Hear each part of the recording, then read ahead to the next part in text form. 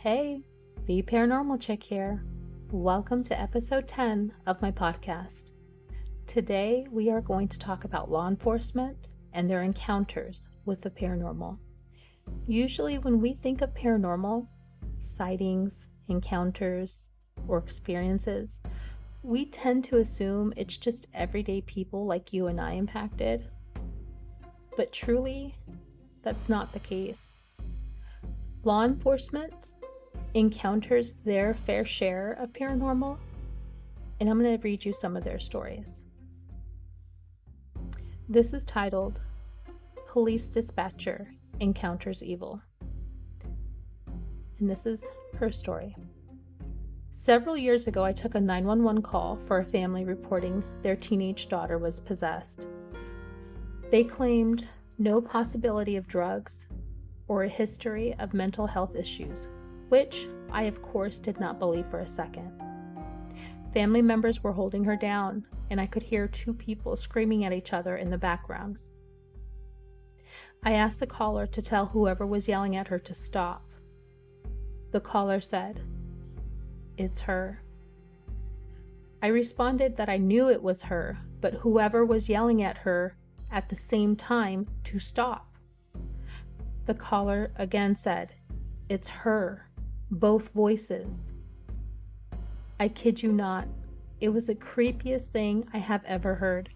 I have been doing this for over 25 years, and I've heard many things.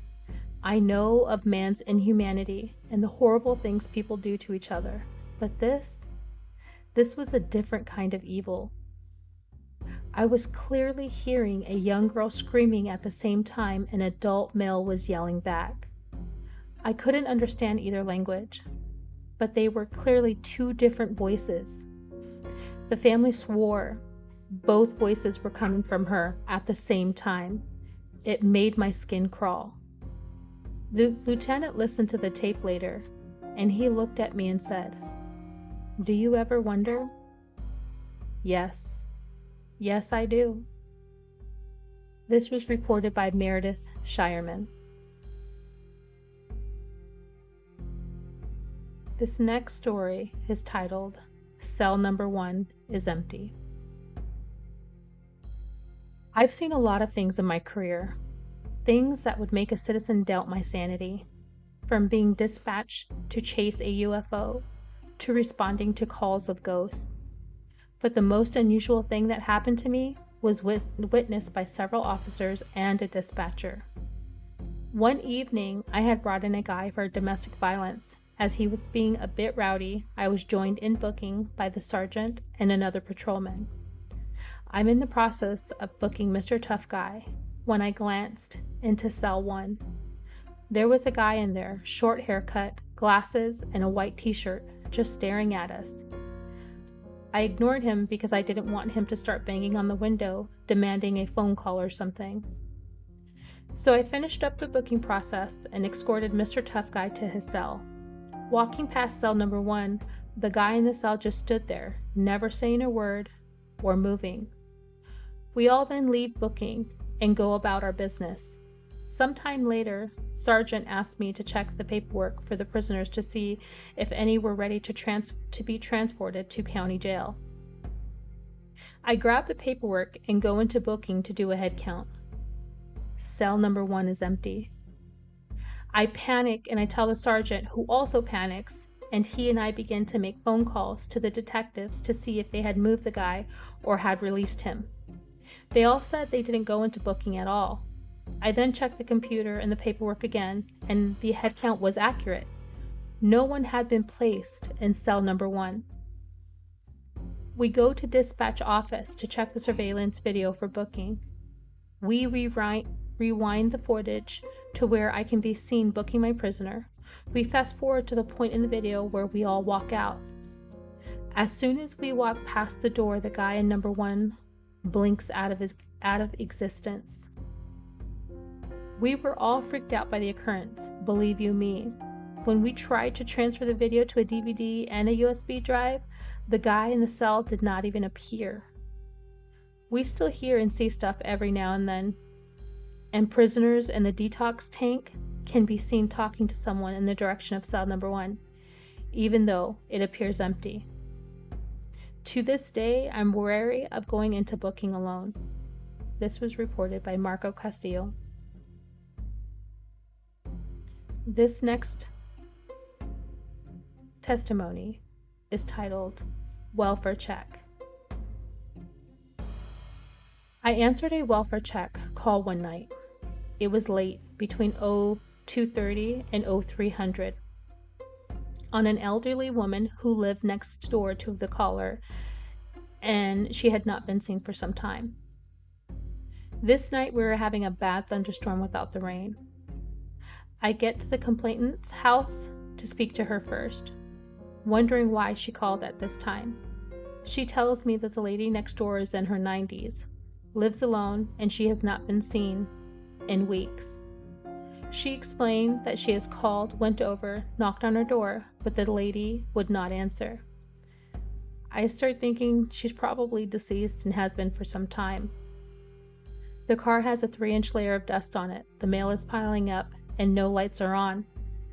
First, I walk to the side of the door, knock on the door with my flashlight, knocking loud enough so that an elderly person with some hearing should hear it. After a few minutes of no response, I turn around and walk to the backyard, looking at the windows, and find everything's okay.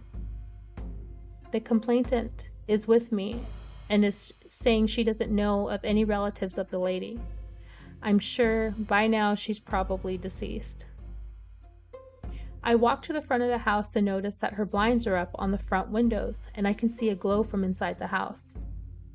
I am, however, not tall enough to look into the windows, which are probably 7 feet off the ground. The complainant runs next door and grabs a bucket for me to stand on. I get on the bucket and bingo, I can see the living room. The glow was from the TV, which was on a blue screen, and is bright enough I didn't need my flashlight to see in. I looked first at the floor to make sure she had not fallen there. Couch, recliner, everything was empty. The telephone home base was blinking red with missed calls and voicemails. From the living room was a hallway that was dark, and I couldn't see down. Using my flashlight, I could only see an open door down the hall, still no signs of life. I turned around and told the complainant that everything looked okay and nothing was disturbed. I turned back around, and an elderly woman is looking back at me with her face right up next to the glass. I couldn't breathe. It felt as if I had been hit in the chest by a bat. I fell backward and off the bucket. I hit the ground hard, and the complainant rushed to me. I pushed her off as she was trying to help me up, and I ran back up on the bucket. My heart was pounding, but I had to see. Instinct had my hand on my gun. The other one was up on the window. I looked back inside and saw a frail, elderly woman standing in the hallway, wearing a long nightgown with her back to me. She turned her head to the side and looked at me out of the corner of her eye, and slowly walked out of view down the dark hallway. That unnerved me. I got down and looked at the complainant, who was standing there with a puzzled look on her face. All I could say was I saw her. By now the wind had picked up and it began to rain. I began to walk back to my car by the road, and I turned back to the complainant and said, "Don't come back here." I got into the car, drove to the PD. I never found out about the lady who lived there. The complainant didn't call back, and the house now has a different tenants inside. Some things are better left alone. This was reported by Chuck Peel. This next story is titled No Scent. Over 20 years ago, I took an alarm call at the old PTA building across the street from a courthouse in Austin, Texas. The alarm had already gone quiet when I showed up with a senior officer. We found an unsecured door slightly open on the east side, so he posted me there while he finished the perimeter and other officers arrived. I was staring right at the door when the alarm activated again, and the door slammed shut in my face loudly. The senior officer ran back to my position and asked why I closed the door. I told him I didn't. We called for K9 and the dog arrived shortly. I went in with K9 to clear the building. We found nothing, but the entire time, the dog was acting very hinky, like someone was in the building, but he wasn't picking up a scent. We secured the building and a key holder showed up. He said, "Well, you know this place is haunted, right?" There was a secretary who worked there for about 30 years, and after she died, she keeps showing up for work. Papers flying off the desk, door closes, sightings, the works. We both told the key holder the next time the alarm called, it was all his.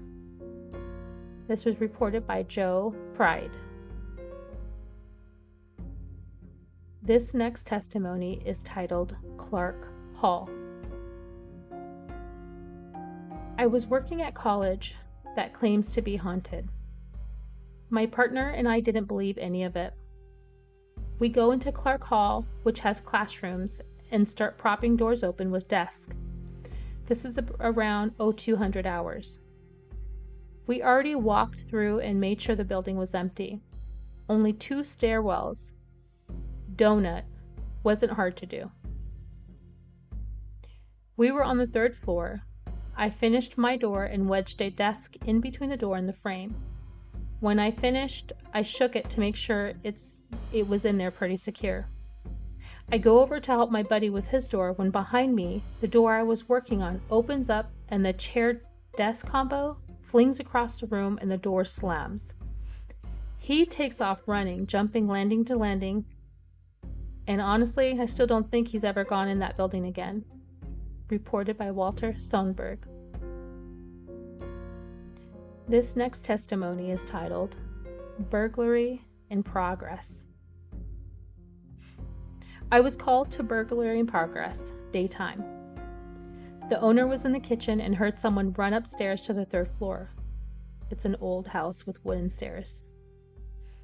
I set up a perimeter around the house. I came up with the K9. Just as I gave K9 warning, a perimeter officer saw a hand pull a curtain back on the top floor and relayed the info to me. Thinking surely we would be making an apprehension with K9, I sent my partner in. Long story short, nobody was found. But the officer was 100% certain he saw what he saw. The homeowner was confident he heard the running up of 12 steps. This was reported by Josh David. This next witness account is titled Just Saying Hello. A couple of years back, I was patrolling around 0300 and 0400. I drive by a small airport in my jurisdiction that is in the middle of the woods, which has several hangars and one main office building. I drive by it a few times a night, as it has been burglarized in the past. On this particular night, I'm driving by and I hear an audible alarm sounding from inside. I was not dispatched and did not receive any other calls about it. I call it in and I walk up to the building, which is completely dark and not occupied. Every point of entry is secure, so I am now waiting on the key holder to let me in to clear the inside. I figured a loose door, the wind, etc. It tripped alarm. The key holder comes out with his wife in a couple of minutes and they open up the door for me. I clear the entire office, a garage, etc. Nothing is disturbed. The key holder is confused as the alarm is not a motion alarm, nor is it an alarm system. The key holder explains to me that the alarm is coming from a cash register that was opened inside of the office. The cash register could only be opened by pressing a hidden button, which I'll say was extremely well hidden without going into too much detail. The only people who knew where the button was located was he, his wife, and his deceased father. He told me the cash register closes and locks without pressing this button. And without pressing this button, it couldn't be possibly opened. It was not an oversight neither, as I had driven by several hours before and heard nothing. The money was not disturbed. However, the register was all the way opened. The keyholder smiled and told me that his father had created and owned the airport before he passed away, and that the airplanes and this place in particular were his passion, his life's work. The keyholder told me that he believes his father does things like that to bring his family to the airport just to say hello and make his presence known. I don't have any other explanation for it. Reported by Billy Bravo. This next account is titled All Alone. I was a sergeant working overtime graveyard at a new demolished sub. It was my lunch break and I heard someone open the door at the other end of the sub and I heard footsteps. I had the light off in my office because the hall lights were more than lit up. I saw someone in the door and when I turned to look, it was a shadow figure standing in the doorway as if to say, "Hi, Sergeant." It wasn't something I saw out of the corner of my eye, and it was there for a couple of seconds, then it went on to the lieutenant's office. Later, when I asked the guys if they had ever experienced anything strange at the sub, they responded, "That's why we don't come back until the sun comes up." I found out about other experiences that others had, and it was similar. I'm still a skeptic, but I can't explain what I saw. Reported by Paul Jacobs. This next testimony is titled Good Conversation. I was working at our jail, and while doing my watch tour, I was heading into medical and heard two people having a conversation and thought it was two inmates in a cell talking. I went to the first cell, and no names on the door, so I didn't look in.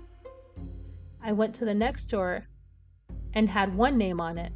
I opened the hatch to look in, and there was a guy in there. I didn't say anything at first to him. As I was closing his hatch, he asked me if I could move his neighbors over because he was alone and would like some company. I then went over to the previous door and checked in the window just in case someone didn't put the names on the door. I looked in and nobody was in the cell. I went back to the guy in the other cell and asked him if he had heard people talking. He stated yes, they had been talking a lot. I informed him that there was nobody next door and got out of there. Reported by Scott Rowlandson. This next account is titled The Boy on the Bench. I worked security in a med center after retirement. I opened the place one morning at 0500. As I passed in a clove, for an instant, I saw a boy about 9 years old, brown hair, striped shirt, sitting on a bench. Then he was gone. Anyway, out of embarrassment, I never told a soul about it. I had 8 retired detectives working for me, and one day I was having a conversation with one of them.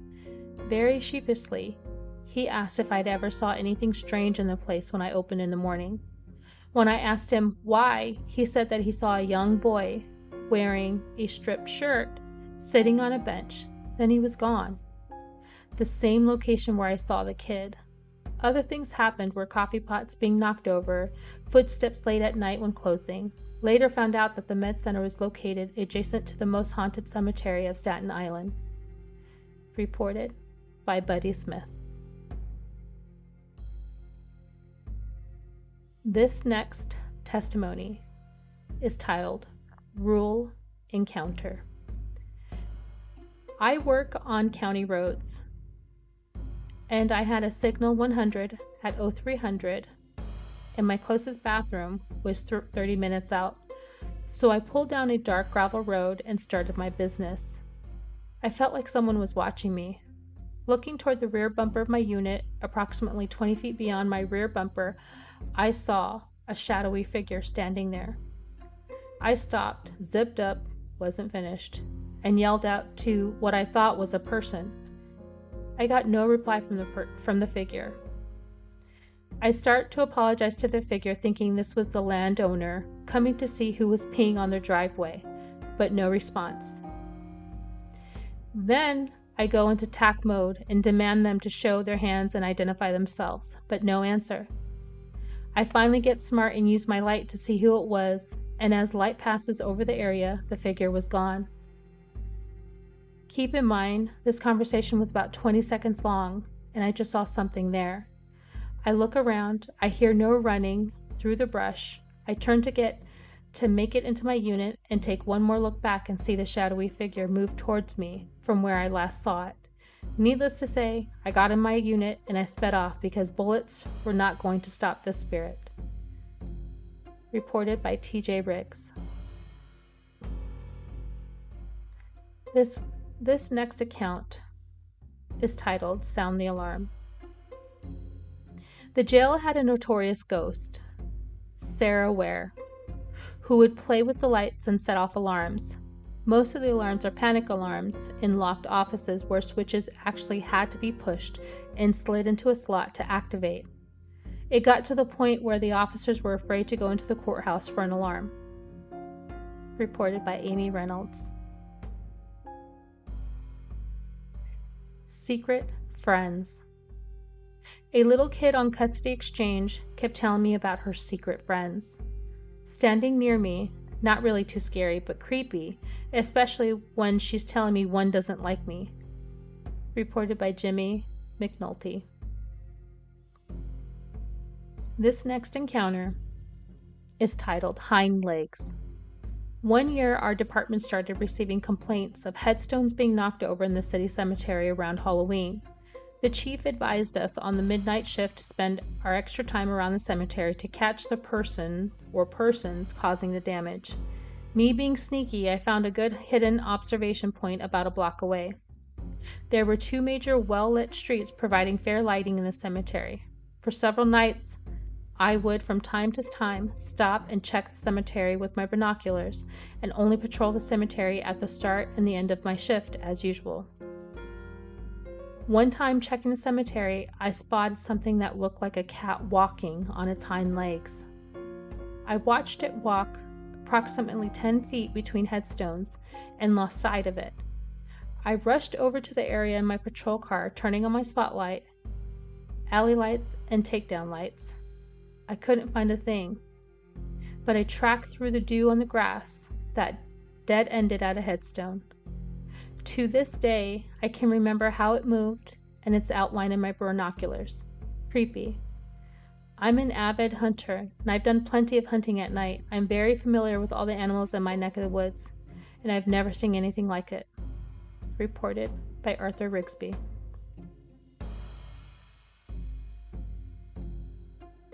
This next encounter is titled Home.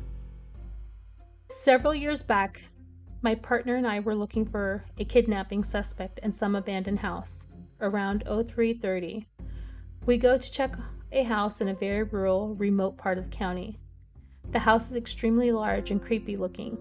We make entry and find that the inside of this house is like something out of Tim Burton's Nightmare. There are walls going halfway up and stopping. There were doorways barely big enough to stick your head through and opening up into massive empty rooms. Every time we thought we made it to the top floor, we'd find another staircase leading up. Finally, we make it to the attic and find all kinds of crazy stuff drawn on the walls. Needless to say, we finished clearing the house and got out of there. Reported by Kevin Thompson. This next account is titled Entry Tools. I responded to a suicide. As the co-lead detective, a male had hung himself in the tree in the backyard. We checked the residence and it was locked with a deadbolt thrown on both entry and egress doors. I called for entry tools and a supervisor for a breach because the descendant's girlfriend was not accounted for and they lived together. Possible murder-suicide. Several police officers and I were standing at the back door of the house, south side, which had been checked multiple times, waiting on entry tools. I look at the door and there's a gap in the frame and see there's no deadbolt thrown anymore. I check the door and it's now open. We clear the residence and no one is inside. I even had them clear the attic space. Inside, the door that magically opened were multiple notes to family members from the deceased. We all walk outside and are waiting on NOK to arrive and try to walk back in. The door is secured again with a deadbolt.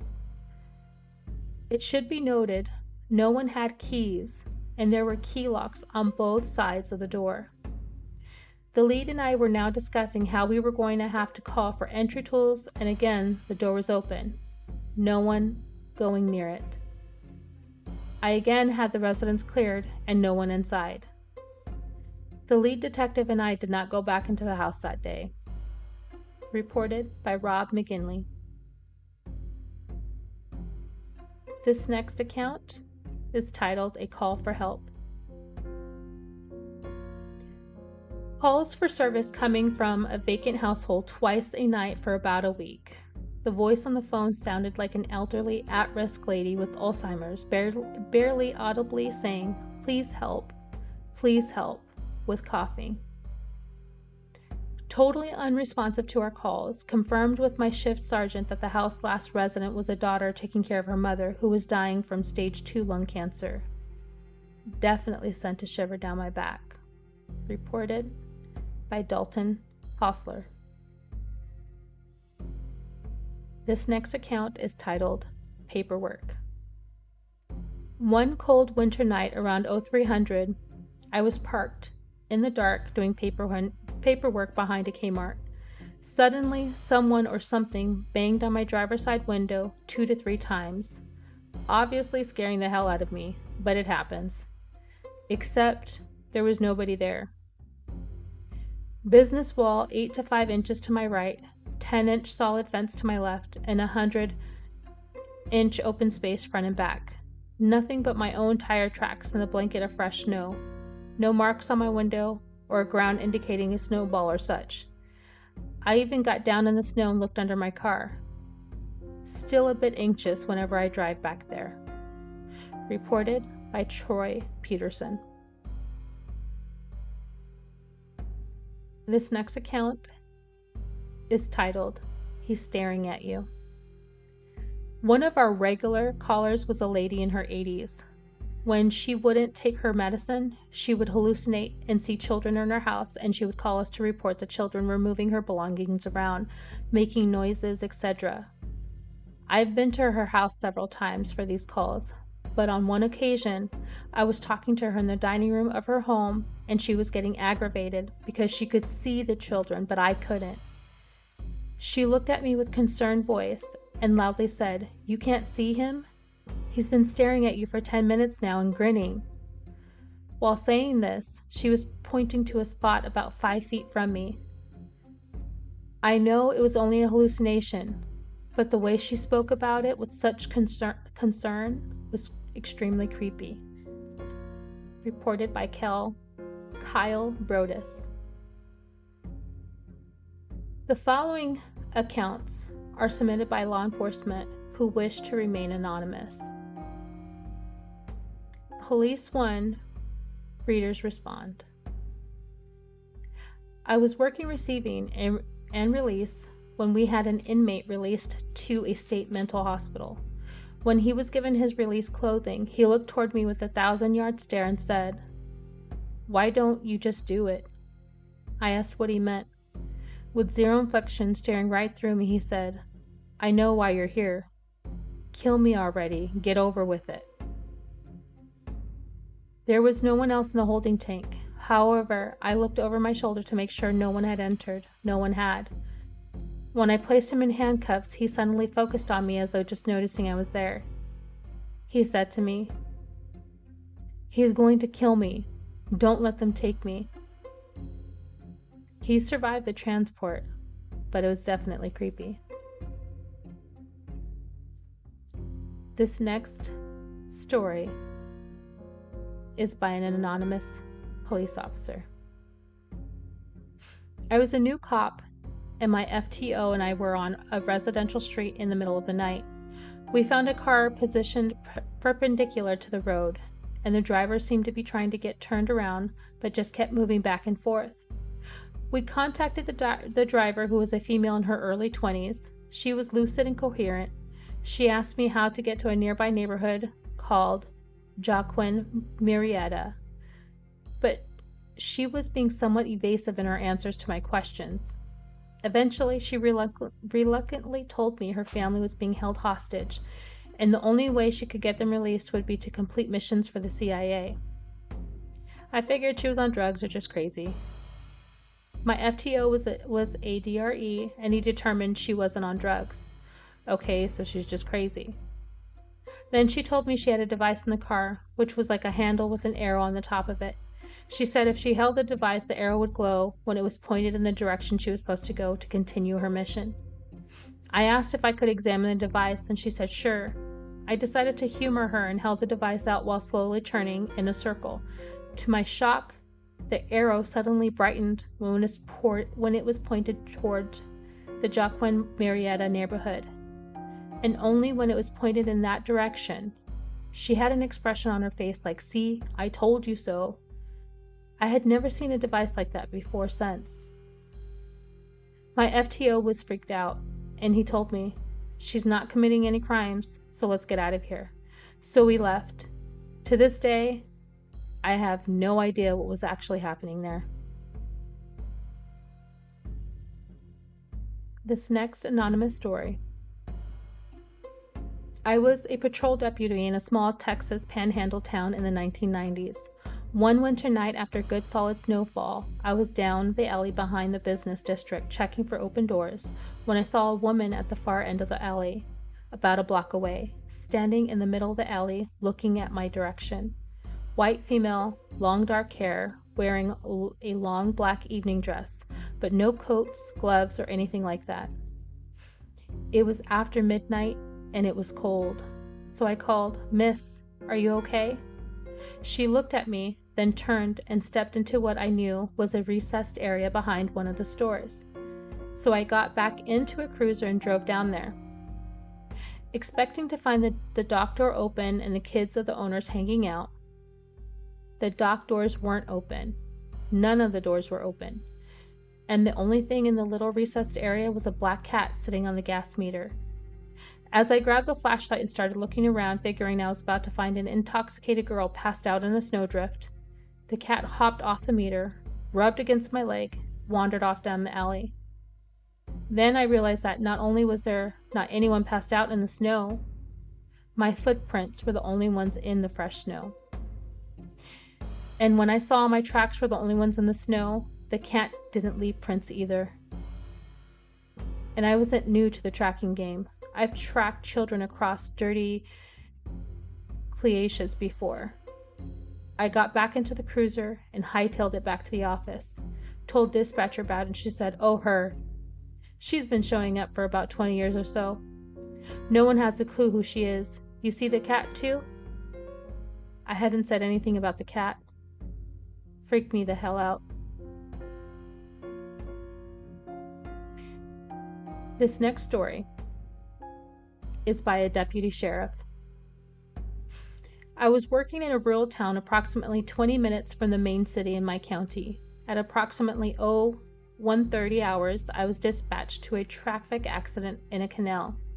I arrived on scene with Chip to find an overturned vehicle in an empty canal. No driver or passengers in sight. At first, we figured the driver left the scene after the TA, but after getting a closer look, the canal floor was muddy and there were no foot impressions leaving the vehicle. We lit up the canal and took a side and started walking down the canal to see if anyone had been ejected. We were about to give up when I stopped and looked over to the Chip officer on the opposite side of the canal. I asked if maybe the body was under the car. My flashlight was angled down into the canal and caught the bottom of 2 shoe soles with the body of a man covered in mud. I wouldn't have seen him if it weren't for his clean soles. Being a sheriff coroner, I set out to notify his next of kin. I found an old address for the man, and approximately at 03:30 hours, I found a cluster of trailers at the address. None of the trailers had address numbers. I walked around looking for address numbers or maybe a car I could run to get an idea of what the trailer he may have lived in. I found a car with paper plates next to a trailer. I went to the side and attempted to run the VIN when I heard, "I've been waiting for you." Startled, I turned around, shined my light onto the porch. An elderly Hispanic woman was sitting in a rocking chair in total darkness of the porch. "I'm sorry, I'm looking for, I said. She replied without emotion. I know. My son died about 2 hours ago. I confirmed her son's name and asked if there was anyone with him. She said no, he was alone. He went to a party and had too much to drink. I asked how she knew he passed, and she responded at 1:30, he came to me while I was sleeping to say goodbye, and he was sorry. He told me a young cop found him and would be visiting me soon. So I got up and sat on the porch to wait for you. I told her that I was sorry for her loss and left. I tell this story all the time, and the hair on my arm stand up every single time. This next story is brought to you by a deputy sheriff. While working as a deputy sheriff in Baltimore City in the 1990s, I was in the old federal courthouse. Anyone familiar with Baltimore City knows there is the old circuit court building and the old federal court building, the one Spyro T. The one that Spyro T knew was put on trial in. On a break, I was standing in the hallway between the courtroom and the jury room. There were a few people there, including the state's attorney, waiting for the court to resume. When the jury room door opened, which is a large, solid door, just like in the movies, it opened slowly, widely enough for someone to walk out. But there was no one there, and then it slammed shut. I went over and the door was locked. Keep in mind that this was a heavy door, and there were no open windows for a breeze to blow in, nor was anyone present in the room at the time. Very strange. This next story. One night, quite a few years back, while working a medium-sized county as a road deputy, I had a reserve officer riding with me that night shift. We were just outside of the largest city in the county, near an old air base. We had stopped to stretch our legs and to take a nature break. It was around 3 a.m., plenty dark away from town, and a beautiful, clear, mild night. As we were talking and looking up at the night sky, something caught my eye. Due west, there was a bright white light of a good size that appeared to be, from my angle of view, maybe 200 yards above the treetops and several miles away. What caught my eye was that it was changing colors. I know at night stars appear to be flickering different colors at times, especially if you are staring at them, but this was not a flicker. This object was slowly changing colors. Well, at first, then it faded into a bright red, and it stayed that color for about 2 minutes. And then it faded into a blue, again for about 2 minutes. This went on for about 10 minutes as we watched it. It was no plane, their markers, light flash. Well, after about 15 minutes, it started to move, slow at first, side to side, then up and down. This was very noticeable as it moved quite a ways. You could tell by using the stars in the background for reference. It moved this way for a little bit, then stopped and did a loop or a circle, then went back to stationary. I got a call from one of the city officers who asked me to meet him at a farm implement place there at the edge of town. I asked the reserve to kind of keep an eye on the object if he could. When I arrived at the place we were to meet with the other officer, a sergeant was parked facing the road that put me pulling up beside him, me facing due west. He wanted to check if I had my paperwork on an arrest I had assisted him with. As we were talking, I was looking up and watching the object. It was still doing what it had been doing. The sergeant had noticed that I had seemed to be preoccupied. He said in a fairly loud and commanding voice, "Will you please stop watching that thing, whatever it is?" I asked him how did he know what I was watching. He said he had been watching that damn thing for about an hour off and on, and it was creeping him out. Suddenly I shouted, "Damn, here it comes!" The sergeant put his patrol car in gear and tore out of there like his tail was on fire. The reserve and I had a great laugh out of that for about 10 minutes. Then over the years, about the time we had settled, I went back to checking our light, And while I was watching, it appeared to just move up rather quickly in about a couple hundred yards, then as if turning around away from us, it was gone. Now the strange part here, just about 5 or 6 years ago, a gentleman contacted me saying he was a UFO investigator and asked if we could meet. I asked why. He said that he had information that I had reportedly seen a possible UFO some years ago. He stated the approximate date, time, and location. I asked how he knew this. He said that he was looking into the sighting in the area that happened to speak with a dispatcher who said she remembered me talking about something around that time. I asked for his name and who he was working for and a phone number, which he gave me with no problem. I told him I would get back to him within 24 hours. He said okay. I made contact with that dispatcher. She still worked at the sheriff's office where I had worked the time with her. She confirmed the story. I did an internet search of him and the organization he said he was doing the research for which he was a freelancer. On the website, I read a couple of his report stories and even saw a picture of him. I called him the next day and we set a date time to meet, in public place of course. While I told him my story and asked why the interest now, he said that a man had finally reported what he had seen near his place about a UFO. He also said that a couple of neighbors had given him statements about it, and that he had stopped by the local sheriff's office to see if anyone else might have reported it, and that's how he came to talk to the dispatcher. I had worked with her, and she had given him my name. He explained that a law enforcement officer gave the sighting a little more credibility, and in turn the other seeing it gave me more credibility. At the same time of the incident, I didn't think a whole lot about it, but for some reason, that kind of shook me up a little bit. This next encounter. My partner and I were patrolling the old Victorian area of downtown Los Angeles around Mateo Street, when all of a sudden, there was a security guard screaming in fear. The security guard was so afraid, sweating profusely and crying. The man jumped in front of our squad car. We almost hit him. I asked him to relax and to tell me what happened. The security guard said, "Do you see the warehouse across the street?"